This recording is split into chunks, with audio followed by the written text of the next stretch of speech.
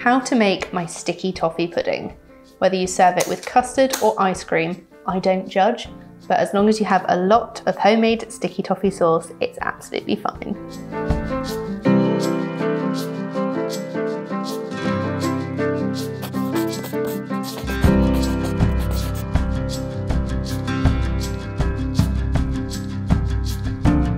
For me, one of the key parts of sticky toffee pudding is dates, and I know a lot of people don't like them, but trust me, you will not notice them in this recipe, but all they do is enhance the toffee flavour, so they are worth it.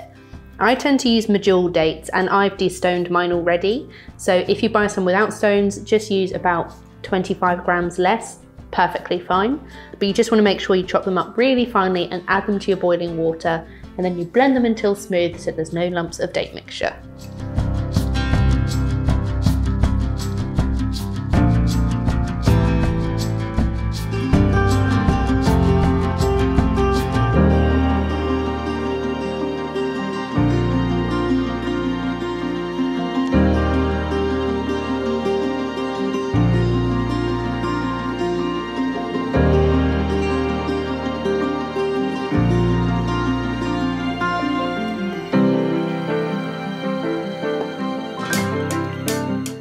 Once you've poured your boiling water over your chopped dates, make sure to leave them to sit for about 20 minutes and then you can blend them until smooth.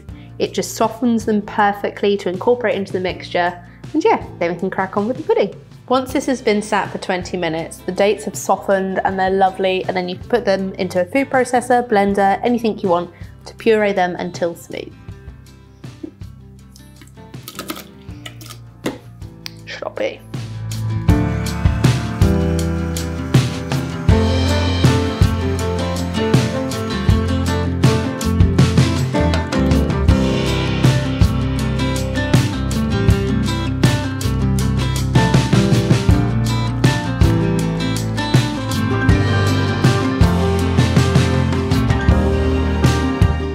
When you're making the rest of your sticky toffee pudding, there's quite a few ingredients and it looks a bit scary, but I promise you it's not.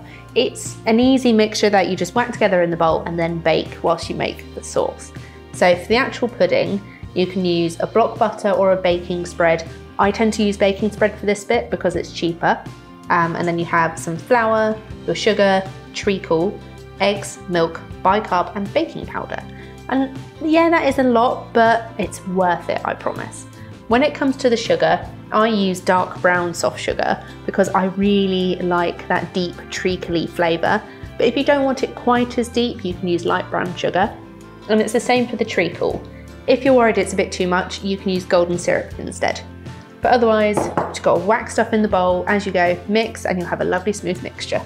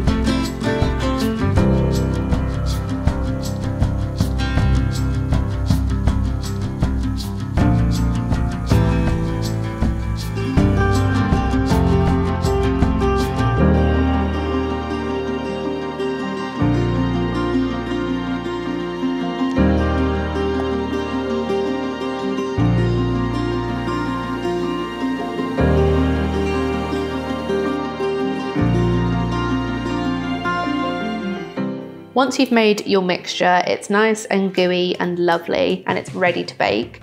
So I've preheated my oven to 160 fan, 180 regular, and I have a lovely baking dish here. It's about 30 to 20 centimeters in size. It's a perfect sticky toffee pudding vehicle for me. So yeah, pour in your mix, bake in the oven, and whilst it bakes, we can make the sauce as well.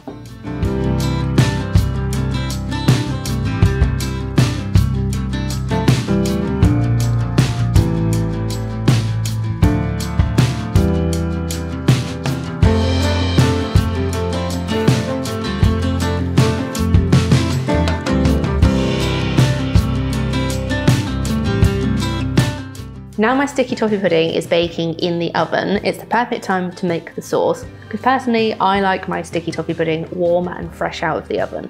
So luckily this sauce is only 4 ingredients.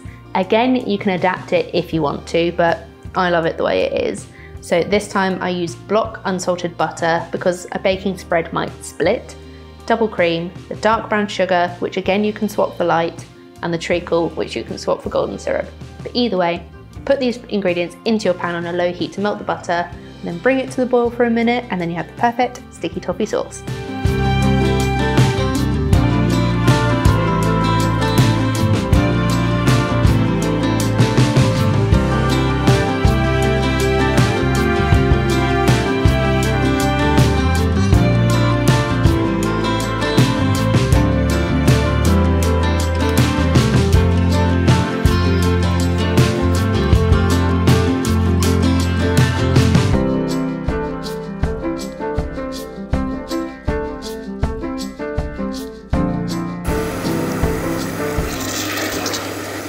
Bubbly toffee goodness.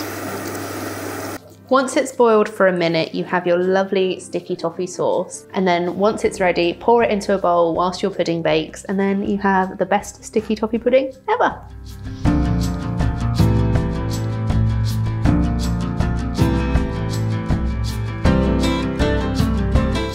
And once your sticky toffee pudding is baked, it's lovely, golden, and perfect, and I'm going to top it with about half of the sauce and then use the rest of the sauce for drizzling when I serve later on.